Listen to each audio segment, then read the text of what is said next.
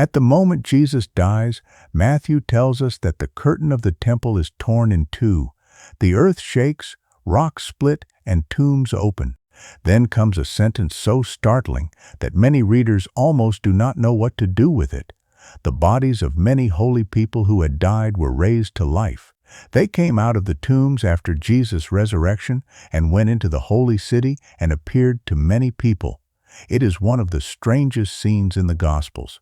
Dead people walk into Jerusalem, they are seen by many, and then Matthew says nothing more about them. He does not tell us their names. He does not explain what they said. He does not say how long they remained. He does not describe how the city reacted. None of the other gospel writers record the event. Acts does not return to it. Paul never names it.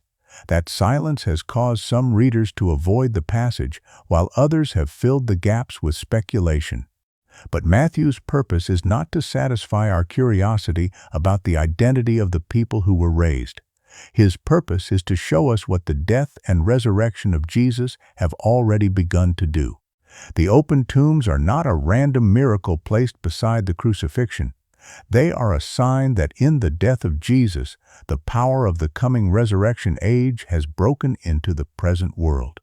The people who appear in Jerusalem are not the center of the scene. Jesus is. Their resurrection is meaningful because it happens in relation to his death, and most importantly, after his resurrection. To understand why Matthew includes this extraordinary moment, we need to slow down and notice the sequence, the language, the Old Testament images behind it, and the place it occupies in Matthew's larger story. When we do, the passage becomes less like an unexplained interruption and more like a carefully placed declaration. The death of Jesus does not merely forgive sin, it begins the defeat of death. Matthew places the event inside a chain of signs that begins with Jesus' final cry. Jesus yields up his spirit, and immediately the world around him reacts. The temple curtain tears from top to bottom, the earth shakes, the rocks split. The tombs open, the bodies of many saints are raised. After Jesus' resurrection, they leave the tombs, enter Jerusalem, and appear to many. Every detail is connected. The torn curtain speaks of a decisive change in access to God. The earthquake and splitting rocks signal divine action and judgment. The open tombs point toward resurrection. Together, these signs interpret the cross.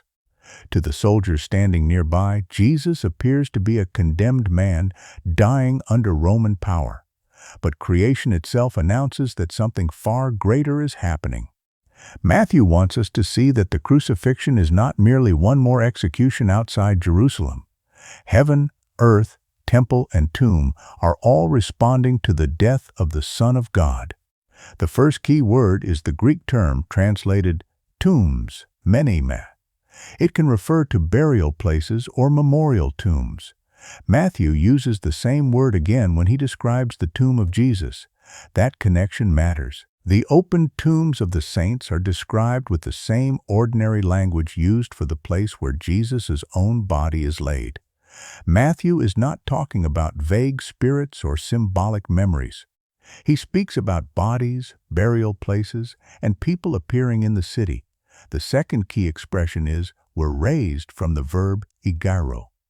This is one of the New Testament's central resurrection words. It can mean to wake, to rise, to raise up, or to bring someone from death. In this context, because Matthew explicitly speaks of dead bodies and open tombs, the meaning is unmistakable. These people are raised from death, but Matthew carefully delays their public appearance until after the resurrection of Jesus. The tombs open at the moment of his death, yet the saints come out after his resurrection. That sequence is the heart of the passage. The Greek phrase is metatein egersin autou, after his resurrection. The noun egersis appears only here in the New Testament, but it comes from the same resurrection word family. Matthew could hardly be clearer about the theological order. Whatever happened when the tombs opened at Jesus' death, the raised saints do not enter Jerusalem before Jesus rises. Jesus remains first. This protects the passage from a misunderstanding. Matthew is not presenting a group of people who precede Jesus into resurrection glory. He is showing that their emergence depends upon his resurrection. His victory opens the way. Their appearance is a sign of what his resurrection means. There is a grammatical question here that careful readers should acknowledge. Some interpreters understand the bodies to have been raised at the moment of Jesus' death, but to have remained in the tombs until after Easter morning. Others argue that the tombs opened at his death, while the actual raising and departure occurred after Jesus rose. The Greek sentence allows discussion about the exact timing of the raising itself, but it does not leave the public emergence uncertain. Matthew explicitly places their coming out of the tombs after the resurrection of Jesus. That is the point we can state with confidence. The saints do not become a rival resurrection story. They become witnesses to his. Matthew calls them many bodies of the saints who had fallen asleep. The expression fallen asleep was a common Jewish and early Christian way of speaking about death, especially when resurrection hope was in view. It does not deny the reality of death. It describes death from the perspective of God's promised power to awaken the dead. The phrase, the saints, does not necessarily mean famous canonized figures, and Matthew gives us no reason to identify them with particular Old Testament heroes. The Greek word hagioi means holy ones, or saints, people set apart as belonging to God. In this setting, it most naturally refers to faithful people of God who had died. Matthew's vagueness is intentional. If their identities were essential, he could have named them. The fact that he does not suggest that the meaning lies not in who they were individually, but in what their resurrection represents collectively.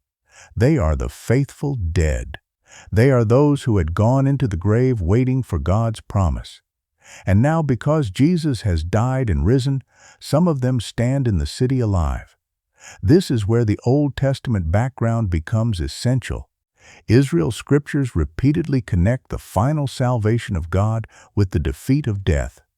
Isaiah 26 speaks of the dead living and their bodies rising. Daniel 12 describes many who sleep in the dust awakening. Ezekiel 37 gives the vision of dry bones, receiving life as a sign of Israel's restoration. These passages are not identical, and Matthew does not formally quote any one of them here. But together they created a biblical world in which the opening of graves signaled the arrival of God's saving rule. Ezekiel 37 is especially important because God says, "I will open your graves and bring you up from your graves, my people." In Ezekiel, the vision primarily concerns the restoration of Israel from national exile. The dry bones represent a people who say their hope is gone. God promises to restore them, place His Spirit within them, and bring them into the land. Matthew is not simply saying Ezekiel 37 has been mechanically fulfilled in one literal scene. The connection is better described as a powerful prophetic echo. The image of open graves, once used to describe God restoring His seemingly dead people, now becomes visible at the death and resurrection of Jesus. The echo tells us how Matthew wants the crucifixion to be understood. Israel's hope of restoration is moving toward fulfillment through the Messiah, but in a way far deeper than political recovery. The enemy being confronted is not merely Rome, it is death itself. Daniel 12 adds another layer. Daniel speaks of many who sleep in the dust of the earth awakening. Matthew likewise speaks of many bodies of saints who had fallen asleep being raised. We should be cautious about claiming a direct quotation because Matthew does not signal one. Yet the shared language and theme place the event within Jewish expectation of resurrection at the end of the age. That creates the central tension. If resurrection belongs to the end, why is it happening in the middle of history? Matthew's answer is that the end has begun in Jesus. The final resurrection has not yet occurred. Death still exists. Graves are still occupied. The world has not yet been fully renewed, but in the resurrection of Jesus, the future enters the present ahead of schedule. What God will one day do for all who belong to Him has begun with Christ, and Matthew gives a startling preview of that future by showing other tombs opening around His victory. This is why the passage feels apocalyptic. In the Bible, apocalyptic signs are not merely strange supernatural events. They reveal the hidden meaning of history. They pull back the surface of what people can see and show what God is actually doing. On the surface, Jesus is defeated. At the level of divine reality, death is being invaded. That is also why the earthquake matters. Earthquakes in Scripture often accompany the presence and action of God. Sinai trembles when God descends. The prophets use shaking language for divine judgment and cosmic upheaval. In Matthew, an earthquake occurs at Jesus' death, and another accompanies the angel's arrival at the empty tomb. The two earthquakes frame the burial of Jesus. One announces the significance of His death. The other announces the reality of His resurrection. Between them lies the Sabbath silence of the tomb. The raised saints belong inside that frame. Their tombs open when Jesus dies, and they appear after He rises. The sign stretches across Good Friday and Easter morning. It cannot be understood by looking at the cross without the resurrection, or the resurrection without the cross. The cross is where the victory is accomplished. The resurrection is where the victory becomes visible. Matthew's account also emphasizes location. The saints enter the Holy City, a Jewish title for Jerusalem.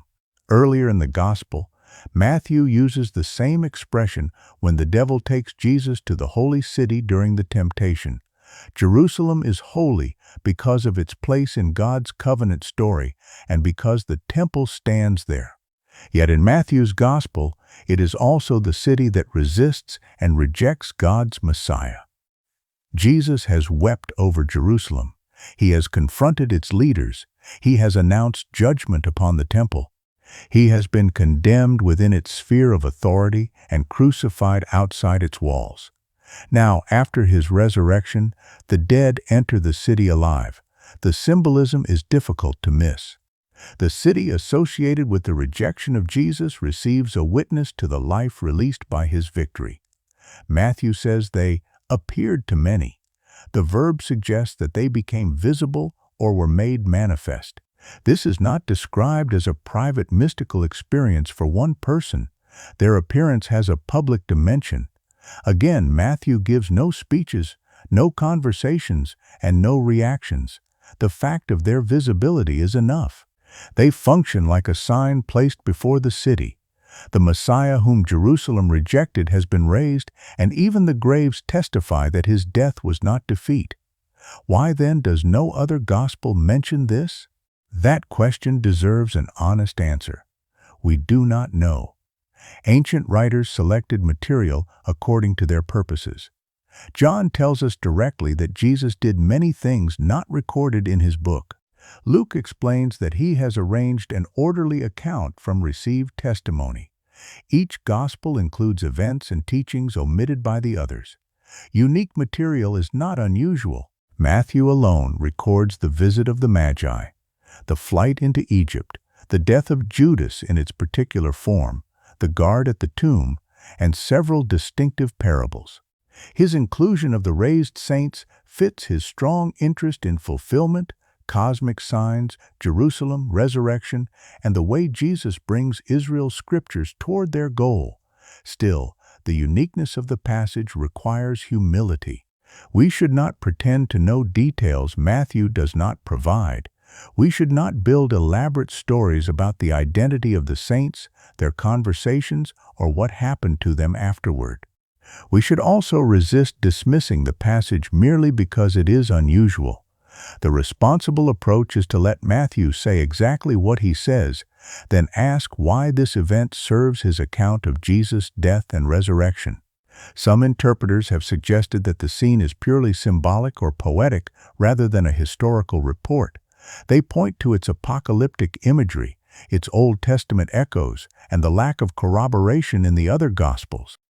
Others understand Matthew to be describing a real miraculous event, whose theological meaning is conveyed through biblical imagery. The second reading best fits the way Matthew narrates the scene. He speaks concretely of bodies, tombs, movement into the city, and appearance to many. He does not introduce the event as a vision or parable. At the same time, calling it historical does not remove its symbolism. Biblical events can be real and deeply symbolic at once. The Exodus happened, and it also became a pattern of salvation. The temple was a real building, and it also carried theological meaning. The resurrection of Jesus is bodily and historical, yet it is also the beginning of new creation. Matthew presents the raised saints in the same way, as an event that signifies more than itself. But what kind of resurrection did they experience? Matthew does not tell us whether they were raised to immortal, glorified life or restored temporarily to ordinary mortal life as Lazarus was. This has led to two main possibilities. One view is that they were raised in a preliminary form of final resurrection and later entered glory. The connection to Jesus' resurrection and the end-time imagery supports the idea that this event is more than an ordinary return to life. The other view is that they were restored bodily to mortal life as a miraculous sign, then later died again. Since the New Testament presents Jesus as uniquely the first to enter indestructible resurrection life, many interpreters consider this the safer conclusion. Paul calls Christ the first fruits of those who have fallen asleep. He also calls him the firstborn from the dead. These titles do not mean no one had ever been brought back to life before Jesus. Elijah and Elisha were involved in restorations of the dead. Jesus raised Jairus' daughter, the widow's son, and Lazarus, but all of them returned to mortal life. Jesus rises never to die again. He is first not merely in sequence, but in kind, supremacy, and representative significance. For that reason, we should be cautious about claiming that the saints in Matthew 27 received the full final state before the general resurrection. Matthew does not explain their condition. What he makes clear is that their raising and appearance are dependent on Jesus and ordered after him. They do not weaken his status as firstfruits. They display it. Think of the firstfruits image. In ancient Israel, the first portion of a harvest was presented as the beginning and guarantee of what would follow. The firstfruits were not the whole harvest, but they meant the harvest had begun. Jesus is the firstfruits because his resurrection is both the beginning and the guarantee of the resurrection of his people. The raised saints in Jerusalem do not become a second firstfruits. They are more like the first visible evidence that the harvest power has entered the field. The field is still waiting, but the harvest is no longer only a promise. This helps explain why Matthew places the scene where he does. The crucifixion narrative is filled with mockery. People challenge Jesus to save himself. Religious leaders say that if he is the King of Israel, he should come down from the cross. Even the criminals beside him insult him. The repeated assumption is that a true Messiah would prove himself by escaping death. Matthew overturns that assumption. Jesus does not defeat death by avoiding it. He defeats death by entering it and coming out the other side.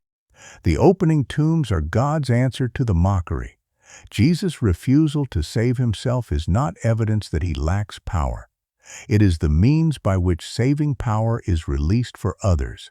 He remains on the cross, and graves begin to open. This is the discovery at the center of the passage.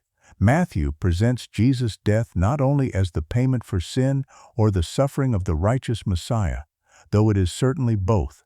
He presents it as the turning point at which the locked world of death begins to break apart. The rocks split, the tombs open, the dead rise. And yet the order remains exact. Jesus passes through death first and emerges as Lord of the new creation. This pattern reaches beyond Matthew. The New Testament repeatedly describes salvation as participation in Christ's death and resurrection. Romans 6 says believers are united with him in his death so that they may walk in newness of life. Ephesians 2 speaks of God making believers alive with Christ. Colossians 3 says, "The believer's life is hidden with Christ in God and will be revealed when Christ appears." These passages are not direct explanations of Matthew 27, but they reveal the same theological center. Jesus does not merely perform resurrection as an isolated miracle. He becomes the source and representative of resurrection life for his people. That is why Christian hope is not simply the belief that the soul survives death. The New Testament hope is bodily resurrection, renewed creation, and life under the reign of the risen Christ. Matthew's saints are bodies raised from tombs. Their presence resists every version of Christianity that treats the body as disposable or salvation as an escape from creation. God does not surrender his creation to death. He begins to reclaim it.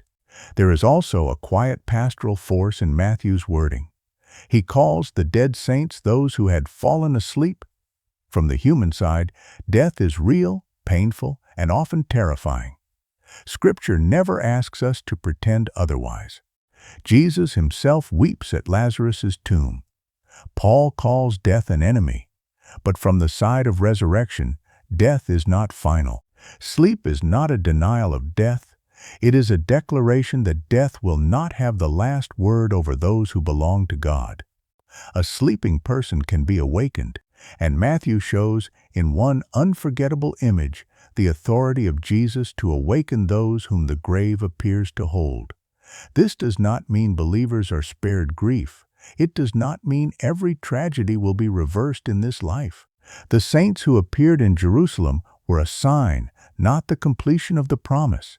The general resurrection still awaits the return of Christ, but the sign changes the way Christians wait. We do not wait for God to invent a victory he has not yet achieved.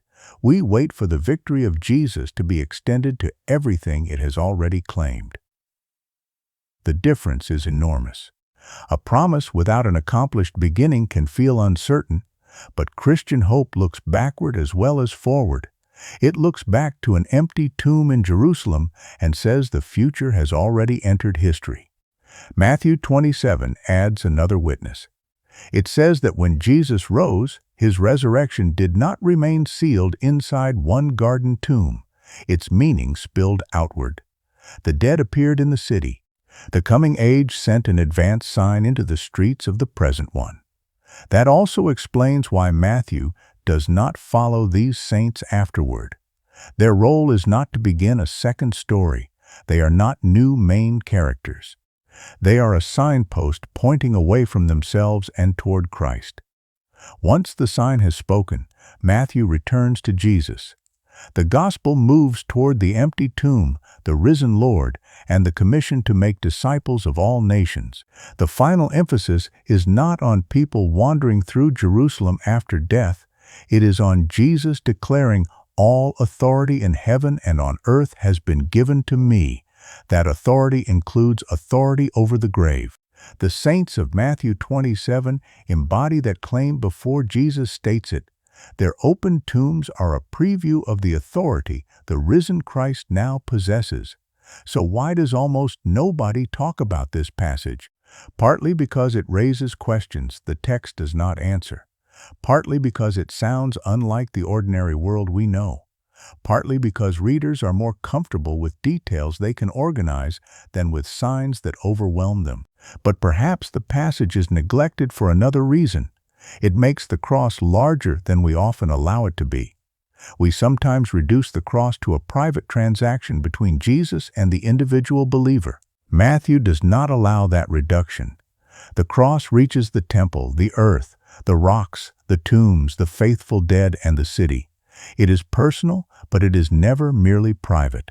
It concerns the renewal of creation and the fulfillment of God's promises across the whole biblical story. At Calvary, sin is judged, access to God is opened, the old order is shaken, and death begins to lose its hold.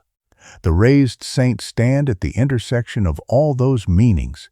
They belong to Israel's past because they are among the faithful dead. They appear in Jerusalem's present because they enter the city and are seen. And they point toward humanity's future, because their resurrection anticipates the day when all who are in Christ will be raised. Past, present, and future meet around the risen Jesus. That is the deeper reason for the sequence. Matthew does not simply say that tombs opened. He tells us when they opened, when the saints came out, where they went, and to whom they appeared. Each detail carries the same message. At Jesus' death, the old world is shaken. After Jesus' resurrection, the dead come out. They enter the city that rejected him. They appear as witnesses that his victory has consequences for others. And then they disappear from the narrative, because the story belongs to the one whose resurrection made theirs possible. We began with the strange image of dead people walking through Jerusalem. It is still strange. Scripture does not remove every mystery. We do not know their names, their conversations, the length of their restored life, or what happened afterward. But we do know why Matthew places them here. They are not included to satisfy curiosity about the dead. They are included to reveal the identity and achievement of Jesus. The crucified Messiah is the one through whom the age of resurrection begins. His death shakes the foundations of the old order. His resurrection establishes the beginning of the new. The saints who enter Jerusalem are a living preview of the promise that one day the grave will surrender everyone who belongs to him. For now, Christians still stand beside graves. We still mourn. We still feel the terrible weight of absence. The gospel does not ask us to call death good. It asks us to look at death in the light of Jesus. The tomb is still an enemy, but it is no longer an undefeated enemy. The stone may still close. The body may still be laid down. The city may continue as though nothing has changed, but something has changed. A tomb in Jerusalem has already been emptied from the inside. A crucified man has risen never to die again.